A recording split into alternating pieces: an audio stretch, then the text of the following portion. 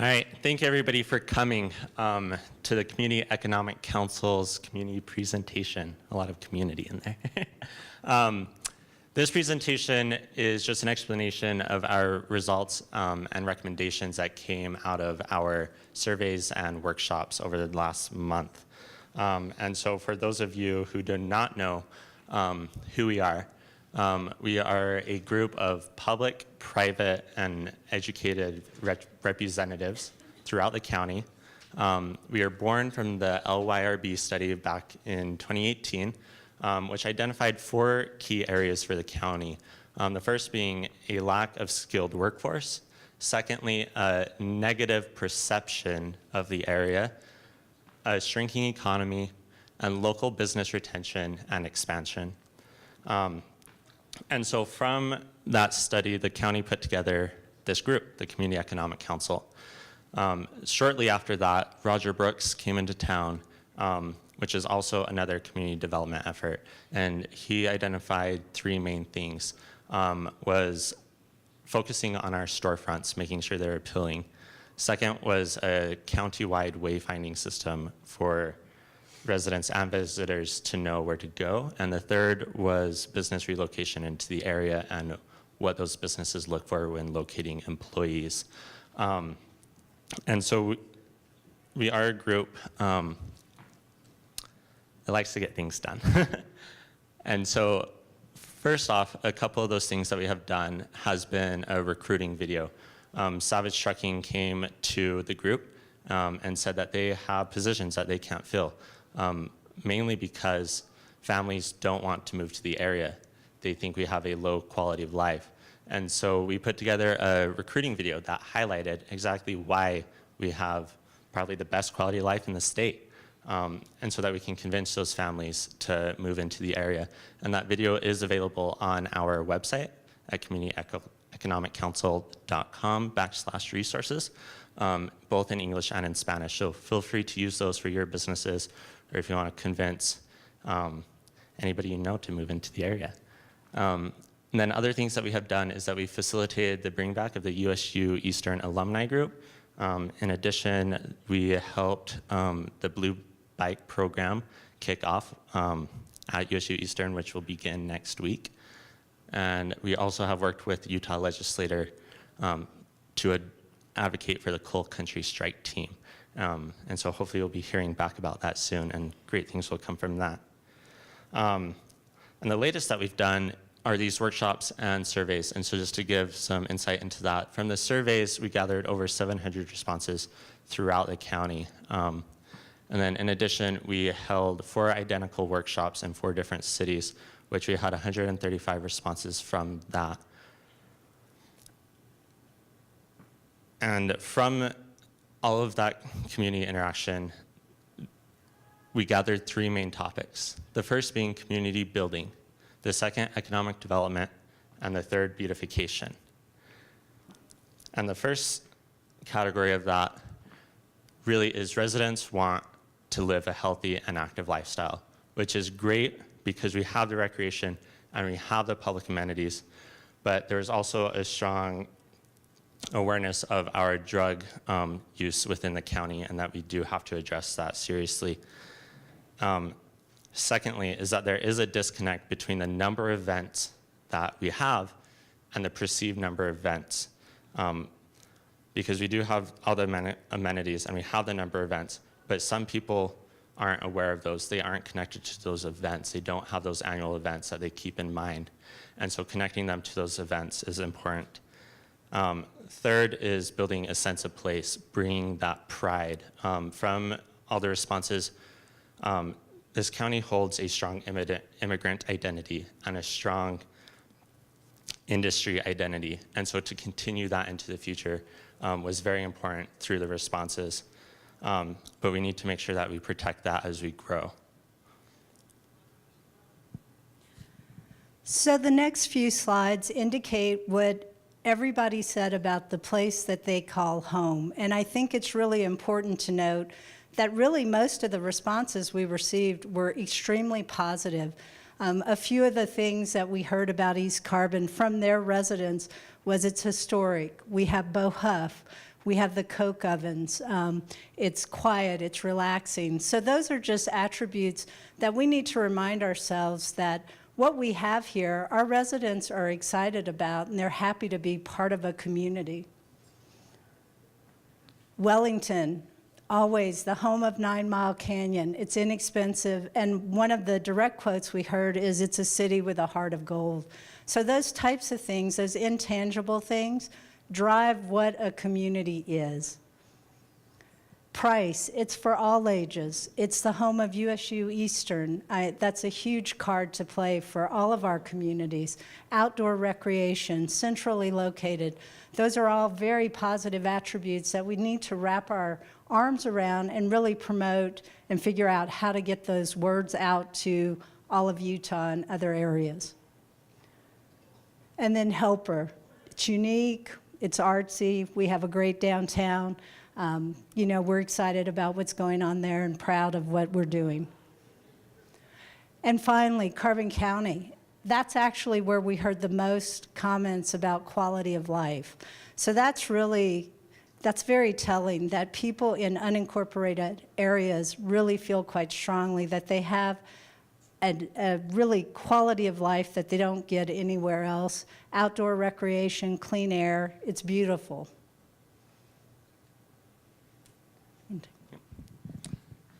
And so coming out of this are a few recommendations, and the first one are being community classes. This can take form in really an informal or formal way.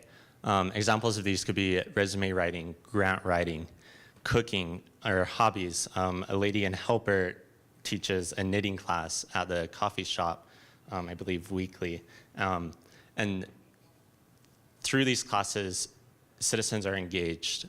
We are able to give back to the community through what we know, or they can be more formal, like the Online Presence 101. This is something that the Chamber could take up and teach small businesses how to maintain that online presence, which is critical for a tourist economy. And so if there's any classes that you might like, talk to us after. The next recommendation is building a dog park, and this is definitely applicable to every community because it's not only a place where our dogs go, but it's a place where we go, and it's a place where we build communities. It really is amazing the social barriers that are dropped when you're at a dog park. You're willing to talk to anybody there, and you're able to build that social network there. But this is also an added value to visitors of the area. If a person is traveling through and they see a dog park and they're on their way to Moab, they're gonna stop here and let their dog out. And then they're gonna see the restaurants and they're gonna see all the amenities that we have. And that's gonna influence the next time they wanna take a vacation. The third takeaway is creating social groups.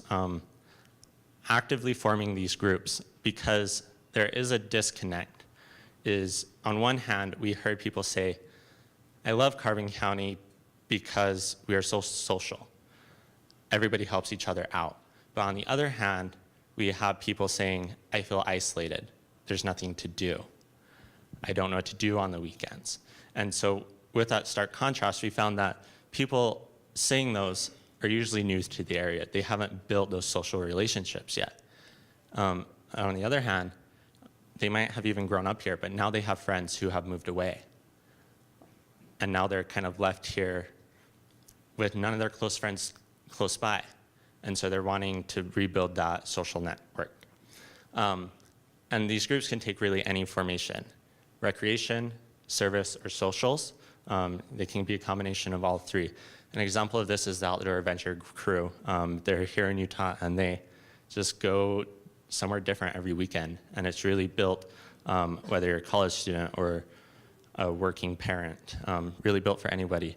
And another example is a group in Helper that just started doing pretty much the exact same thing. And so making sure that we're actively building these groups for 30 and younger, 40 and under, and then also for our senior citizens is critical. Another good example is the Parrot Head Club. That just keeps people active and engaged. And then just kind of a side note on this is that whenever we do community events or team sports, such as Carbon County Rec does with their sports, is allowing individual signups so that you don't have to have a team constructed in order to play. Is that like if you just move to the area, you can sign up and then build that social network while playing the game. The next one is youth mentoring. And again, this can take multiple shapes, but what was like starkly exemplified in the workshops is that youth are at risk and that we need to mentor them.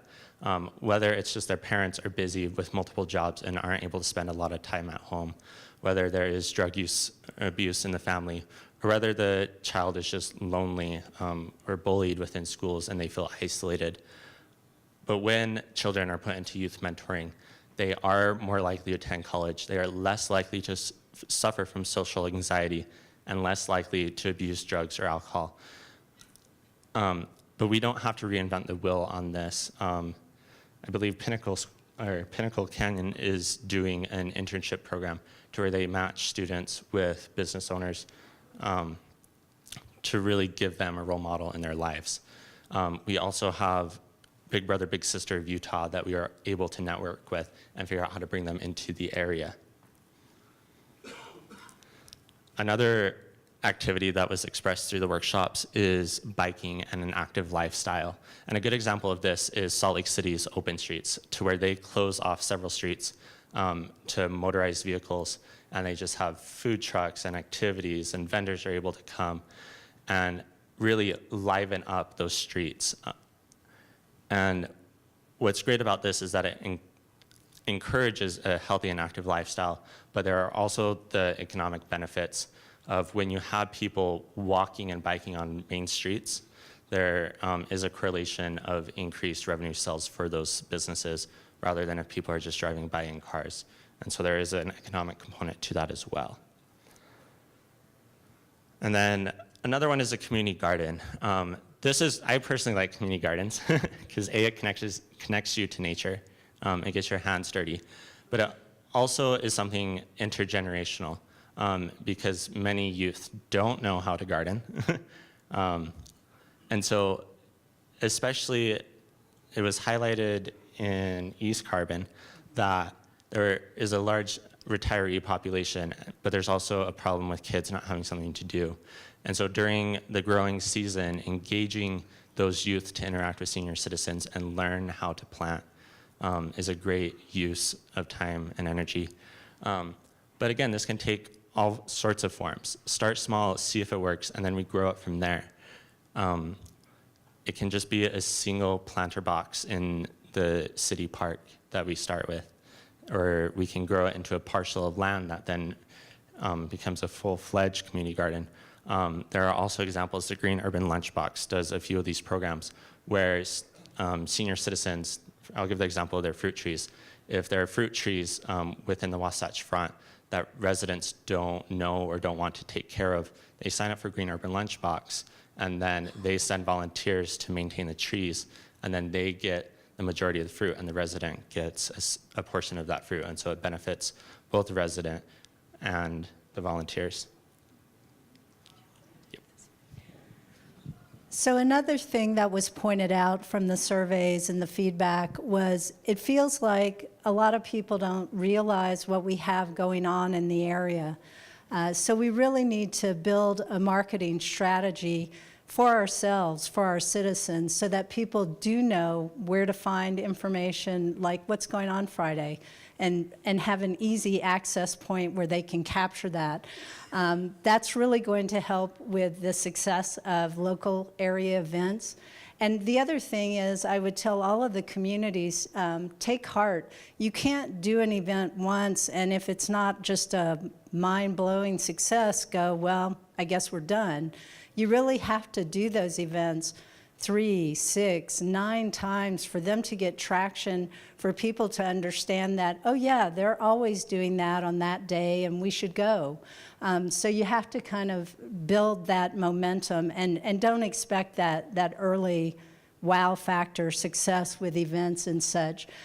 We've discussed online community calendars, having a centralized one so that we're not building competing events between communities or within communities. And I think that would benefit both our residents and visitors to the area to realize what we have going on, where they can find that information so that they can participate in all the wonderful things we do here in Carbon County. So we had all of these great suggestions, and we didn't want to just leave them at the door without telling communities there are resources available. You just have to get out and grab them. So for community building, you want to be looking at the Utah League of Cities and Towns, the Utah State AmeriCorps. Those are all established organizations who are willing to help. It's just a matter of getting the word out there about what it is you're trying to accomplish, what you want to do as a community, and literally there are people just wanting to assist. Carbon County right now has a ton of momentum, a ton of positive press across the state, and we really need to exercise that. So now's the time to strike when the iron is hot and to go after those groups, because we're on their mind. They're hearing about us and they want to be engaged and they want to help. So it's a great opportunity for all of the communities and the county to take advantage of. You want it? So going into the second category is economic development. And I think it goes without saying is that we crave a diversity of jobs. So if fossil fuels not serving the same capacity as it had in the area, is that people are craving well-paying jobs within the area. And there's also a focus on local businesses, is that through these bust and boom cycles, is that our local businesses are able to stay alive, that we are able to keep the intergenerational businesses here. Because oftentimes those are the cornerstones of communities. They are pillars within our social and economic networks. And the third is attracting tourism and building tourism within the area. And the first recommendation of that is simply activating spaces, because Carbon County is so fortunate that we have so many amenities. I'm not sure if another rural community has an RV or RC airport. But we do.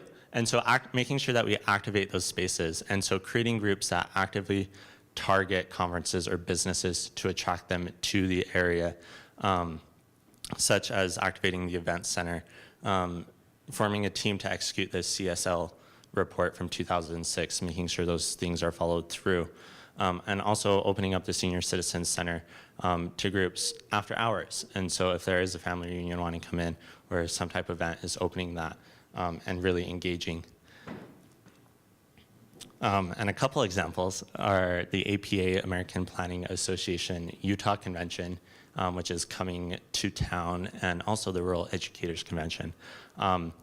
Because we are an ideal spot, because we are centrally located within the state, especially for rural Utah.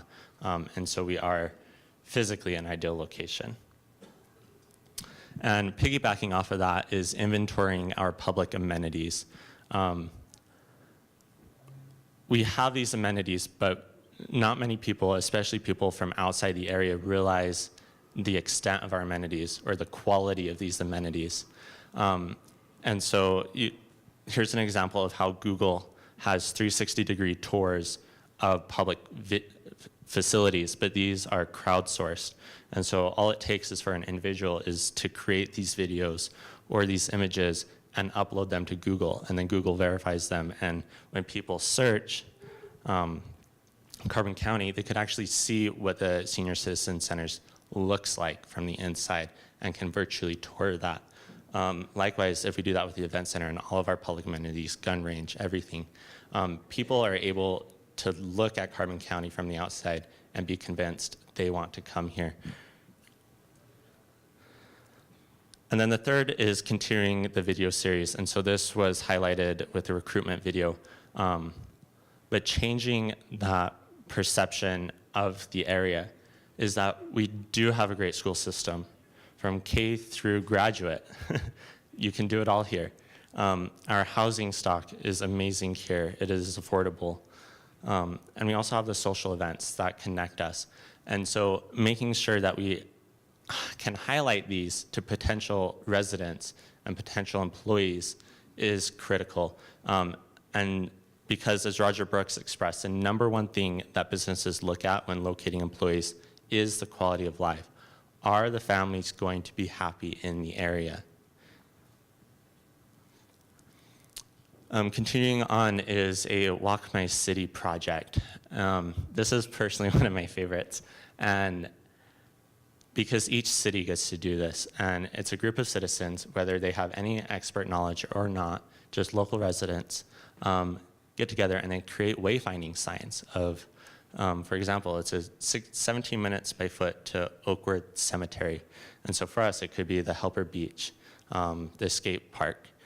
But creating these within each city to engage not only residents and have them walk their city in a new way and engage in their city in a new way, but also to serve as a wayfinding system for visitors. But this, personally, I like it because it is inexpensive. You can do it quickly. And it's a trial run for a more permanent system. The next are plan trips / FAQs, and this kind of piggybacks off the first few objectives, is creating trip plans for visitors, where to stay, where to eat, what to do. A quick way to do this is actually through Airbnb, and so you can see I just searched Moab and experiences, and they have these examples of a single thing you can do, or if you're staying for 3 days or 4 days, what's the itinerary? What are the things you can do to best fill your time within that? And so again, these are crowdsourced, and so we are able to create these and upload them to the site for no cost to us. Another item is, what do we have here? So we talked about Main Street brochures, and small businesses struggle. Not a lot of them will have a huge marketing budget, right? They're working and creating the products that they're selling. They're getting by as being a self-employed business owner, that sort of thing. But this is an avenue that you can leverage if people come together and can build a local business alliance. Then marketing can become something you can do if you're doing it collectively, because that threshold of entry gets significantly lowered. So instead of a $5,000 budget, you might be able to jump in for $200. So I think that's really important. And it's a way to showcase all of our communities, is when a visitor shows up, is to hand them a brochure and say, oh, here are all the businesses, eateries, here's what's going on in our communities, here are some websites if you'd like to check us out on your iPhone, that sort of thing. So it's a low threshold financially for local business, but a big win for the community. So Storefront Activation, this was a big deal, actually. We've all heard it, right, from Roger Brooks, clean it up, make it look better. I think that just kind of speaks for itself, that we can do some low-cost things to help our businesses, our communities look better. So Vacant Spaces, this was actually something exercised in Helper, where we created pop-up opportunities. So where we had spaces that were not being utilized, we talked to the property owners and said, hey, there's nothing going on in this storefront. Can this business try this on for 3 months to see if they can make a go of it? And really what it boils down to is giving a business owner an opportunity to get in the door without risking their entire financial life, right? Not putting their family, their home at risk. So they get in there. They're not in there for a 2-year lease that all of a sudden in month 10 they discover things are upside down and they can't continue. And what really happened in Helper is that's exactly what happened with Three Little Llamas. It started as a pop-up store that got such good traction that it became a permanent fixture on Main Street. And that was just from trying something on that worked. So we've got to make those opportunities available in our communities to encourage that small business owner with an idea, a concept, and help them make that become a reality. And then, you know what, if it didn't work after 3 months, they could pack it up and they weren't financially ruined. So I think that's a really important concept that all of our communities could exercise. So the incentives to do this, again, we have certified local government grants. You can go out and get a matching grant to restore a facade. The catch there is that it has to be historic. You can't rip out your facade and do something new or modern that doesn't fit a community. We work closely with the state historical architect, but it's an avenue to get some money that helps those storefronts improve their appearance. You've got the Small Business Development Center here at USU Eastern. Underutilized resource. We should be tapping into them, especially with our entrepreneurs, to help them be successful business people. Rural business development grants, just all sorts of things out there. So, you know, again, we're getting a lot of attention, so it's our time to take advantage of all of those people looking at us and wanting to help. All right, the third category is beautification, and a lot of umbrellas under this category. But we broke it down into 3 things. It's simply aesthetics, making things look nice. There was probably the overwhelming response was just to clean up the community, and so it comes down to that is aesthetics, making sure it's clean. The second aspect of that is that it looks cared for. It shows that we take pride in our community. For both residents, and when visitors come, they see, oh, this place is loved. Someone is taking care of this place. It is a home for somebody, and it creates that better image for the visitor. And then third is to enhance the quality of life for us, but also the future generations within the area. So this was a suggestion from one of the surveys, is that we have the Castlegate Cemetery up Highway 191, and we really need to take care of that and honor the stories and the history of our area. And it would really take so little, right? I mean, that's probably a day project with 20 people working on it, and I think that it can happen. So this kind of feedback can become actionable and result in positive things happening. And I would make sure to tell you all that it's projects like that that fuel other projects, because when people see things happening, it becomes that snowball effect. Beware of anybody who tells you that they can fix Carbon County or they can fix East Carbon. No one person can do any of those things. If they could, it would have been done, right? But what it takes is a community that builds on these positive little projects, and then people go, oh, things are happening. I want to get engaged. I want to help. And then that next project happens, and then the next one. So it's really a snowball effect, and I think that's important to note. You don't want to start huge. You want to get some little things under your belt, and then you get bigger and bigger, because people begin to believe in what you're doing, they have hope for what you're doing, and they want to be part of what you're doing. So that's important to do.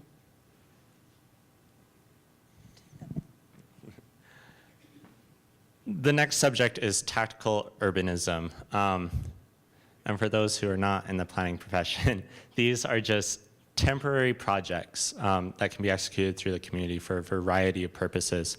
They're low cost, they are temporary. A few examples is a planter box made and placed downtown so that you have quick greenery downtown. And then I'm sure many of you have seen this drawing. It's around the country now, and so it's a very Instagrammable picture, and so it gets people to actually talk about your city on social media. And then there's other projects like this that calm traffic and brighten neighborhoods. But there's an array of these projects, and what I want to express right now is that I think all of us have these little projects in mind of, oh, I wish the city would do this. We can make that a reality. Through these quick projects, we as the Economic Council are able to execute these and get this done. The next is public art, specifically murals. These are inexpensive ways to show that we care, to brighten up old buildings, and to engage the community. But a critical step in this are municipal ordinances that allow murals to be drawn, and that make it easy so that when a community member wants to come and they have a business owner agreeing to it, is that the structure's already in place for that mural to be built. And then once those ordinances are in place, we can even hold competitions. That Mural Fest is actually from South Salt Lake, which was very successful. It engaged pretty much all age groups, and it was their kickoff event to revitalize their State Street section, and they've had great success from it. And the next one is a yard upkeep program. And so with an aging community, not everyone is able to upkeep their yards, even though they may have the financial resources to do so. And so creating a program to where people who are not able to take care of their yards, elderly, disabled, are able to sign up and say, hey, I'm not able to physically take care of my yard, but I have $50 to help out with planting or give whatever they can. And then volunteers come and do the yard work for an afternoon. And so building a program like that to where residents throughout the county are able to sign up for this program, and then we work with them to help do their yards. It's kind of as simple as that. Kind of another spin-off of the Green Urban Lunchbox and many of those volunteer programs like that. And then another big aspect from the workshops are dilapidated buildings, because some of our housing stock does not look pretty and is unusable, which is bad because number one, it drives down property values and it deters people from moving here. If they see these buildings, they don't want to move here. And there's kind of two processes for this. It's either a rehabilitation or a demolish program. But this is definitely a long-term project, but there are avenues for county governments to demolish or restore buildings. And so creating a working group to determine how Carbon County can execute this, work with the state to make sure we are in legal right, and get that moved so that we can start cleaning up these old buildings. History came up in every community and almost every survey, and we're so fortunate to have such a unique history compared to the rest of Utah that it's really a very strong card for all of us to play, for the cities, for the county. So it's important to preserve that history and to make sure we're taking care of our building stock that was, built in the 1920s, that we're respecting it, that we're maintaining it. That goes to historic preservation, historic ordinances, how we can help people who are in a situation with a historic building that maybe they need some funding to help restore or do some work on. So those are things that we all need to be cognizant of, just because it's such a positive attribute in our communities that we want to take advantage of it. So the resources available for beautification, Keep America Beautiful grants. You can look even really at Utah tourism. They will do things that will facilitate improvements in communities if it draws in additional tourism, that sort of thing. So again, we want to have tools in our toolkit to address the things that the communities and the people in Carbon County have brought to us and said, hey, this is great, but we don't have $2 million to just go make a pretty main street. So how do we get it done? So that's important to note, that we're not just saying go do it. We're trying to say we can do it together and we can leverage resources to help us get it done. So be aware of that. And then last, get involved. Now is the time. People look at Helper and they go, oh, things things are happening there. It's happening because of the grassroots support of the community. That's being done by the community for the community. It's really a grassroots effort. We need everyone. There's this study, I bring it up all the time when I talk. It's called about positive proximity. And that's when you begin to realize that your neighbor is different from you, but together you can do something that you couldn't do separate. So having that positive proximity of bringing people together and saying, here's what I bring to the table. I bring engineering. I bring this, I bring art, I bring whatever. Bringing that all together really starts to create something unique. So that positive proximity really drives it. And to do that, you guys have to get involved. Again, it comes from you, and people want to make our communities better. So we just need to give them avenues for how they can participate and do that, so that when you put a call out for volunteers, you have more than you ever need. That's really the objective.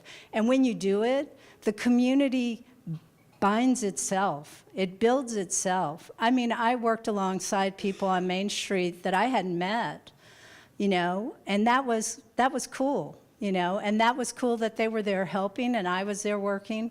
So you get to meet people, you get to know people, and people begin to feel very positive about what's going on in their community. And we can all do that. We should all be doing that, not just in a single community, but across all of our communities. So I encourage you to get involved. I encourage you to sign up.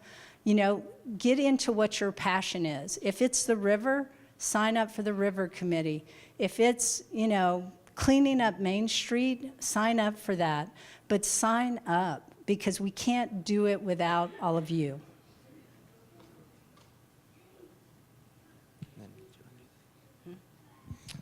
All right, to end this, I just want to say thank you to all of our amazing community sponsors and partners, Bruin Point and Wellington Elementary and USU Eastern for helping us host these events, the workshops tonight, and also providing food from USU Eastern. And I also want to personally thank all of the local city governments and the county government because their dedication through this process and their willingness to work together is truly inspiring and something that is rare in rural communities. And so please talk to your community leaders, thank them, and get involved with us, and let's make things happen. Thank you. Did you want to do questions? Yeah. So does anybody have questions? I know we have several resources in the room that wanted to talk about some of the programs they're working on. So, just real quick, has a central social media site been established? No, Helper, we have a pretty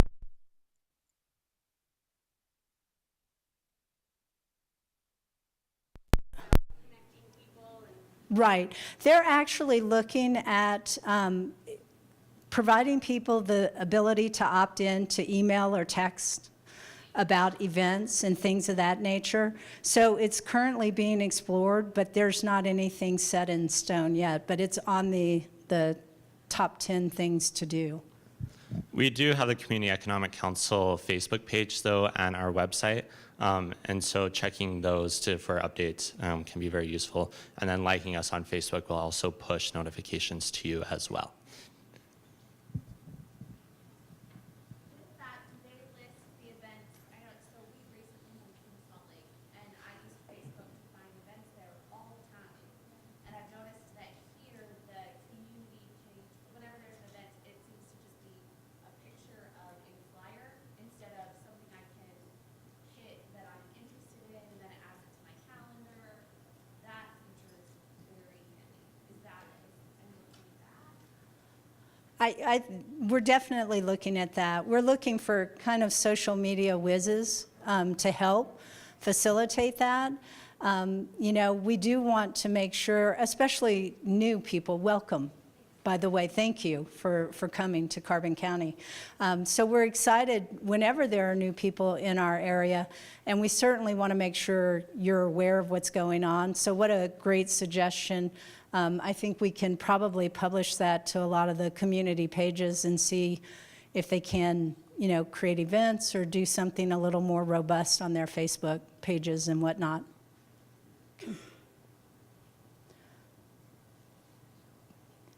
I just wanted to chime in that I think this is a great place to live. We just moved here from Pennsylvania, and my husband's a teacher at Harvard High School. And it seems like there's a lot of people that are like, "Oh, it's so horrible," and we're like, "You know, there's so much great things to be thankful for." And just to let you know, you guys live in one of the most beautiful states in the whole country, and it's been a great. Yes. Yeah. Well, again, welcome. We're excited for people to find, people find us and they stay. And that's really a tell when you're in the right place with the right amenities. So we're excited to have you and thank you for being here. So, Davey, where are you? Okay. Oh, well, are you okay? Yeah. All right. Well, I just want to give you an The one thing I love about this place is just the heart of the people in this place. You know, there's so many people that are so caring and so willing to dive in and just help people who are struggling and who are in need. You know, I'm with Lost and Found Ministries. I'm also a business owner here in Carbon County. With the help of this community, we were able to put 40 people into drug treatment last year. And it's the community that did it. You know, we just provided the store. You know, we have a thrift store that they were able to, that we take all the proceeds and we send them to treatment. We are going to be walking in the St. Patrick's Day Parade, not for drug awareness, because we're all aware, but to promote change in the community. Our banner is going to say, changing a community from the inside out. So I want to invite all you guys to come with us, to walk with us. And, you know, so hopefully we can promote some change in this community. Thank you.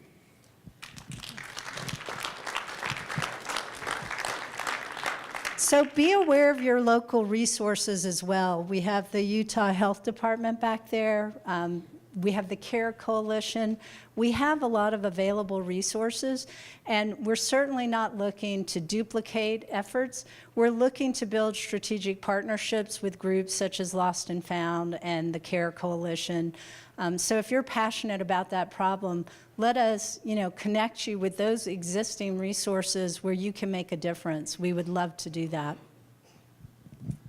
Awesome. This presentation will also be available on our Community Economic Council website as well underneath the resources tab. And so please find it there and share it out.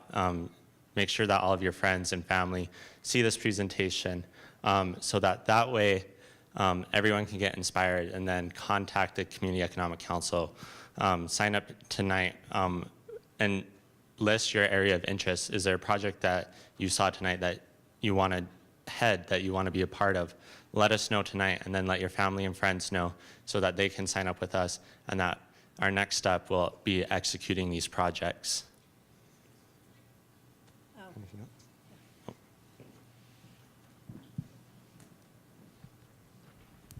So I just wanted to make you all aware that we're holding an opioid summit at USU Eastern on March 5th from 7:30 to 4. It's free. You do need to sign up, so if you'd like more information, you can find me after, and you can just give me your email address and I'll send you a flyer. Or if there's somewhere, we can also put it out there, but it'll be in stores and things like that, so you can sign up. It's a free event all day long. We're going to have a lot of great speakers, and if you want to know more about the opioid epidemic and what we're doing in our community. Go ahead. So I'm just going to chime in on that. So my name's Ashley Auger. I'm with Utah State University Extension. We're going to be holding that awesome, it's going to be focused on recovery and the many pathways to recovery. So there's a really positive focus that we're bringing into the community. So if you can make it on the 5th, we really encourage you to sign up and come for free.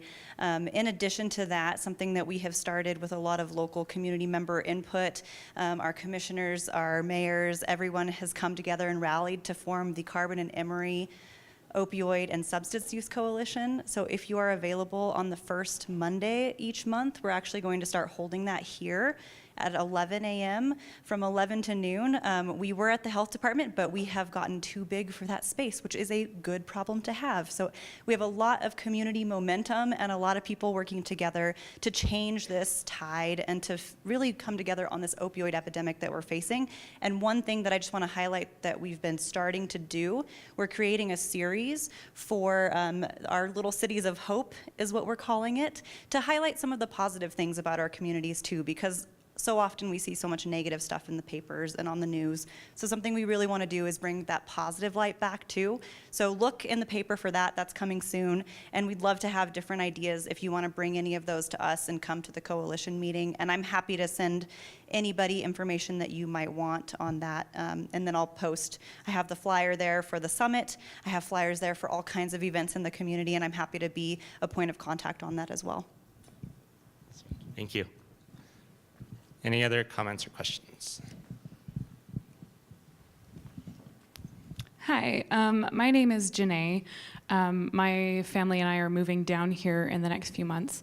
I'm with an organization called Future in Design, and we are essentially creating at least 200 jobs by 2025 locally here in Price. We're providing a, thank you.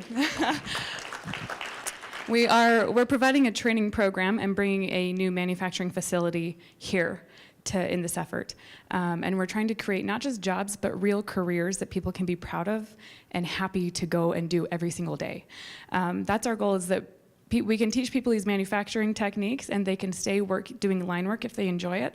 If they want to do another thing to grow their career in a different direction, we're going to provide support and training and courses so they can actually get where they want to go and reach these goals and dreams that they may have forgotten about.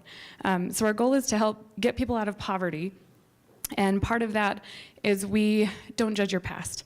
So we have our first group actually coming through this training program right now, and it's really exciting, and we're figuring things out as we go at this point. One of the things that we're focused on, though, is that we know there's a lot of drug addiction and people who are recovering. We know there's a lot of poverty.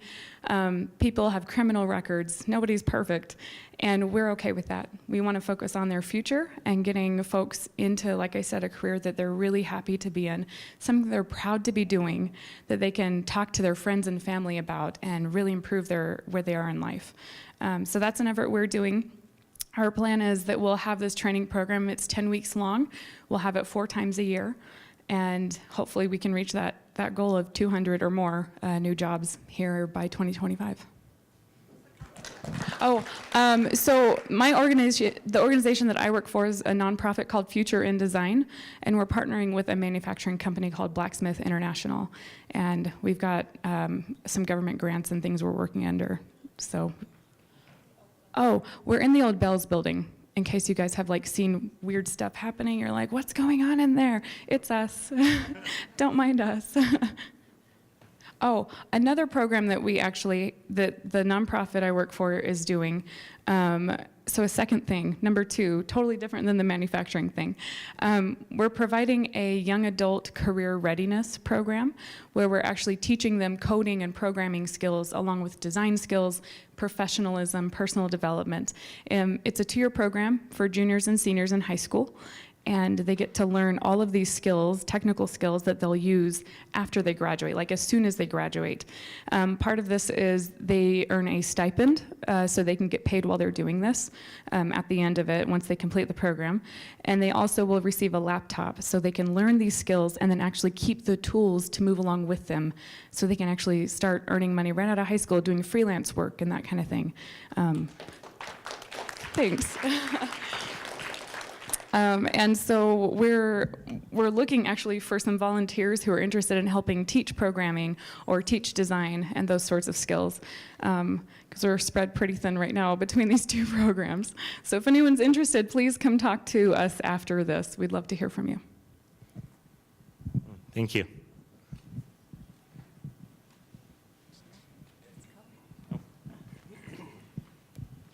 On behalf of Carbon County, Tony and I and Casey would like to just thank Mayor Peterman and Nick and Gina and Jeff and all the other people serving on these committees that are helping move things along. This is a monster of a task, and it's taking time to evolve, but there are good things happening and some positive outcomes that we're already seeing. So thank you very much for what you're doing. I give these guys another round of applause.